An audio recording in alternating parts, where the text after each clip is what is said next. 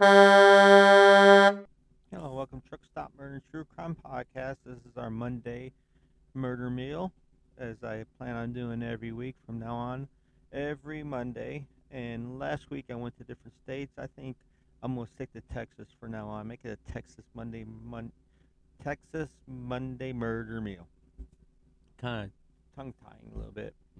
But yeah, this is I'm gonna do a short story every Monday where I do three death row inmates from Texas. What a short story about what they did. I might go in depth later on a longer edition, but these are just short stories about what they did, their final meal, and what their last words were. What these scumbags' final statement was to the victim's family and friends and their own. So without further ado, of course, this has to do with murder, not just the last meal, but has to do with murder, rape, and crime. Might be not be suitable for all listeners. But let's go with the first one. Richard BRIMAGE Jr. He was executed February 10th, 1997. TDCJ number was 899. And it was October of 1987 during the fall. Everybody getting ready for Halloween, getting their pumpkins carved, and getting ready to do the trick or treating, where a guy is as hideous as when some of these people want to do their pumpkins was roaming the streets looking for a victim. So that was this guy was the last face that 19-year-old Mary Beth Kunkel would ever see. This crazed lunatic, Mr. Richard. I need to stop calling him Mr. So, but the scumbag Richard BRIMAGE Jr. And so let me tell you a little story about, short story about what happened. So after calling Mary Beth to lure her to his house under the pretense that he needed her to pick up some tools that he had borrowed from her boyfriend, Brimage Richard Brimage called his friend Leo Molina and asked him to come over. When Molina arrived, Brimage told his friend that a girl was coming over to have sex with him, and I don't know why he needed this other guy over there, but all the same, he called him over. He told Leo to wait in the back bedroom. And so when Mary Beth knocked on the front door, Molina listened from the vantage point in the bedroom as Brimage led her into the master bedroom. When Molina heard the girl scream, he peered out the bedroom door and saw Brimage striking her in the face. When he saw his demented face, and this guy was going crazy, inject her, this terrified girl, with a syringe full of cocaine, which I don't know why. It seems like he'd want to knock her out, but instead he filled her up with cocaine. So by this time, Molina fled from the house in fear. Hope I'm saying this guy's name right, but who cares? It's spelled Molina. Molina. So Brimage then choked, strangled, and stuffed a sock down her throat. And then by that point, he kind of positioned her away where he just, cut her panties off so he could just look at her. I think he was planning on raping her at that moment, but didn't realize he had killed her. She wasn't appealing no more, so therefore he abandoned the rape scenario of it. So he, driven by curiosity, the other guy, Molina, returned to the scene just minutes later. Brimage, Brimage, Brimage, showed him what he had done and talked his friend into helping him cover up the crime. With the help of him, they both stuffed the young the student's body in the trunk of his parents' car. His parents, I'm guessing, maybe. They never say if he lived with his parents or not, but he did drive his parents' car. Tells you what type of person this man was. So he then took Mary Beth's car and abandoned it on the campus nearby Texas A&I University. And then they both drove to the town of Alice, where they rented a motel room for the night. But Mary Beth's body was still in the trunk of the car parked outside their room at this time. I know they abandoned it. I said they abandoned it, but they didn't. So they both told Brimage. So Molina told Brimage that he wanted to go see some relatives who lived nearby. He said he would be back in an hour or two. Of course, he never returned. He popped smoke, got out of there. The following morning, after realizing that his friend had abandoned him, Brimage drove back to Kingsville. On the way, he pulled over to the side of the road and opened the trunk to gaze at the dead girl's body. He felt compelled to touch her. Wait, now I remember. They got rid of her car on the side of the road. Melina took Mary Beth's car on the side. I misread. They took her car. If there's any misunderstandings earlier, I think I confused myself with my notes. They abandoned her car outside the university, but they kept the body inside of their car. So, but he pulled over the side of the road to gaze at the girl's naked body, but he thought he was going to touch her, but he chickened out. He lost the nerve and drove to his parents' house in Kingsville. So yeah, he is living with his parents. So the next day, I believe the other guy had knocked him out, told the police what happened, because I guess he finally realized the severity of it. So police discovered the decomposing body of Mary Beth in the trunk of the yellow Cadillac parked at their garage. In the garage, after he was arrested, Brimage confessed to the crime. It was found out that he had also attempted sexual assault on another girl that he had lured in his house just 2 weeks before the murder. The girl reported the incident to the police with no formal charges, but no charges was filed.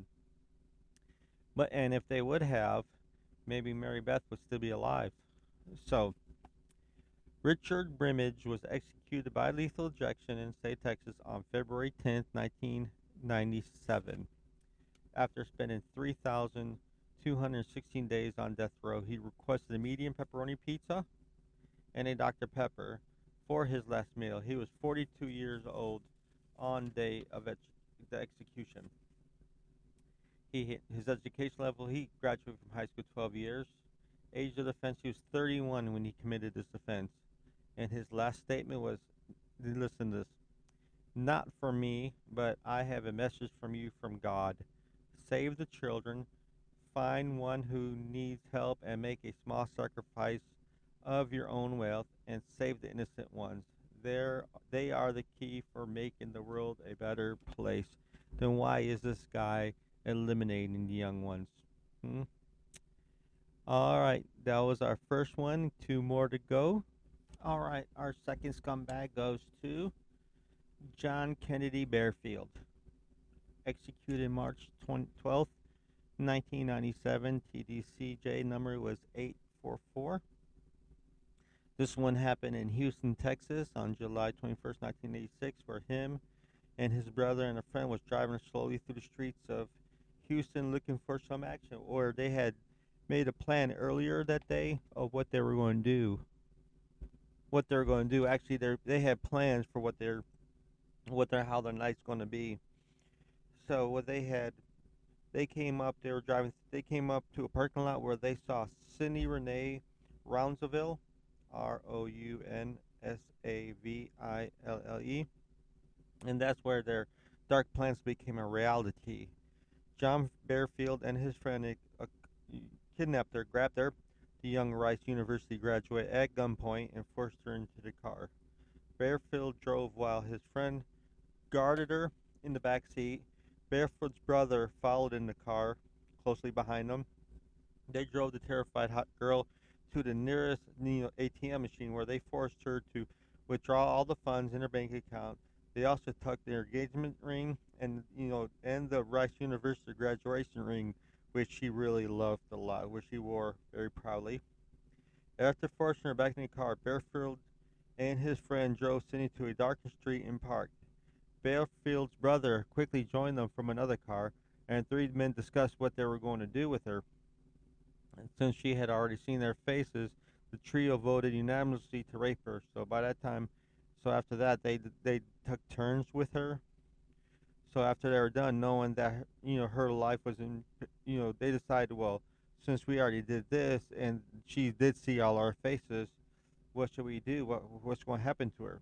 So knowing that her life was in peril was the obvious. They weren't going to let her go alive. She summoned up the courage that she could find, and in quick bursts of fear-fueled energy, she bolted from the back seat of the car and ran into a nearby field. Where John Barefield, with gun in hand, ran quick pursuit after her. Knowing that if she got away, that he, like I said, Texas don't mess. I said this before. Texas don't mess around with things like this. You will go now if they would have not killed her. Maybe they would have just got away with the rape, but they decided to shoot her. So as Cindy ran for her life, a shot rang. He shot her, striking her in the left side of the head, dropping her to her hands and knees. John then fired his 22 caliber pistol once again and sent a bullet to the right side of her head, destroying a major part of her brain. Killing her at the site. So that's when they took off. And the following day, a city mower operator found her body, following the nude from the waist down. And of course, a burnt shell of a car was found later in another field a distance away, probably her car. They never said if it was her car or not, but like I said, maybe one day. Well, actually, I don't think I'll be covering this one. And this is what you're going to get. Just weeks after the kidnapping, robbery, sexually assault, and cold-blooded murder of her, John Barefield was arrested on an unrelated case. In his possession, police discovered the Rice University graduation ring and a 22 caliber pistol that he used for the murder. Kennedy Barefield was executed of capital murder, and because of the murder and because he robbed and raped her. I think they did find, of course, 3 guys in there. There definitely was, evidence that she's been raped and spent 3. So that's what that was the aggravating circumstances. They spent 3,817 days on death row, exhausting his appeals processes before he was executed. And his last meal was, and I noticed a lot of people eat this as a last meal, he ate a double meat cheeseburger and french fries for a last meal.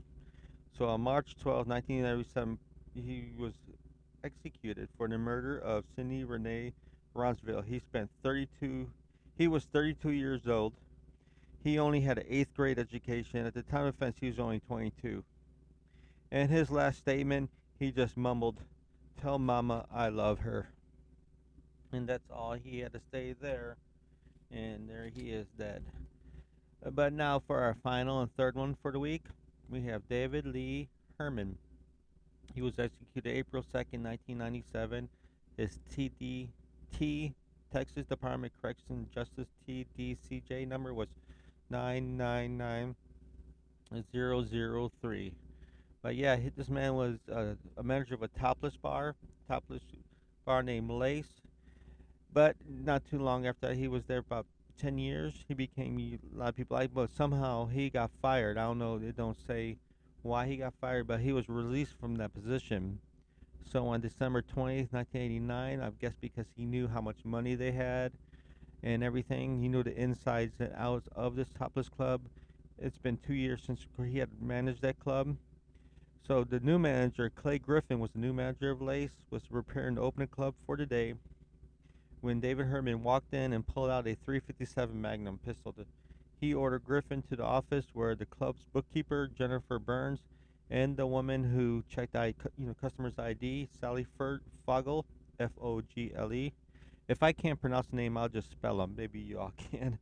I don't read very well, as you could tell. But we're preparing for the daily business. Herman ordered Burns to put over 11,000 in a canvas bag, and then he tried to rape the 21-year-old, the girl who takes ID.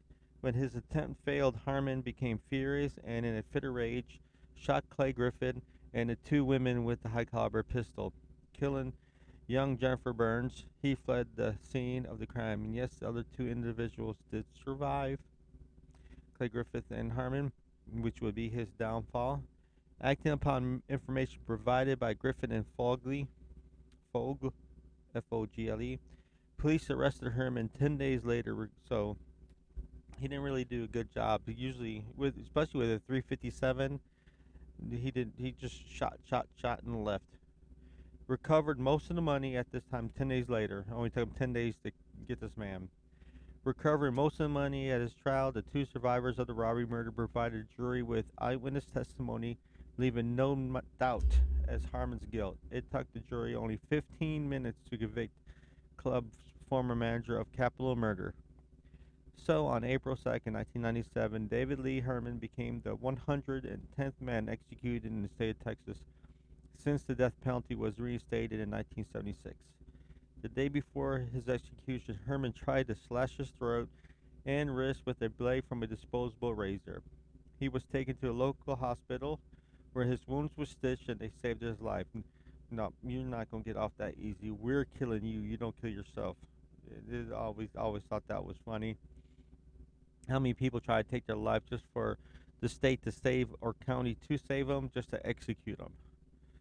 So, on his last meal ready, he requested a hamburger, pizza, root beer, vanilla ice cream, for it was his last meal. He was 39 on the day of execution. He had a he was so he spent some he actually did some college. His education level was 14 years. Age time of defense was 32, so 8 years after it. His final statement was, "It was a horrible and inexcusable for me to take the life of your loved one and to hurt so many mentally." Let me read this start over again. "It was horrible and inexcusable for me to take the life of your loved one and to hurt so many mentally and physically. I am here because I took a life, and killing is wrong by an individual, by the state. I am sorry that we are here, but if my death gives you peace and closure, then this is all worthwhile. To all my friends and family, I love you, and I am going home." To wherever you believe is home for this man, that's where he's heading. But there's the three death, scumbags, and a short story what they did, and their final meal and statement. So, as always, if you like this, please rate and review whatever. If this is something, I'm gonna still do this. I'm gonna try to do this every Monday. If you like this, feedback's always asked for. Never get none, but hopefully one of these days. Well, I get some sometime on my YouTube channel. This will also be on YouTube, anywhere podcasts are played. Also, I think my Patreon is up, so if you want to help me out, my wife's getting tired of me spending a bunch of money and nothing coming in. So if you enjoy this, as little as $1, you can. I haven't put no Patreon episodes up, which I plan on doing. I'm just trying to figure out what to do. Or you just PayPal me some money. PayPal at truckstopmurder@gmail.com. But yep, as always, mainly just share and rate and review whatever you listen to. That's why let's build this up. I'm going to try to get back into it. And this is in my truck, so if the audio is bad, I do apologize. I have to actually tear down and set up my studio every time I record. So my sound may not be consistent all the time, but I do try. But anyhow, there's the Monday murder meals from Texas. And as I always end this episodes with, you can't fix stupid, but you can sure numb it with a 2x4. I am out of here.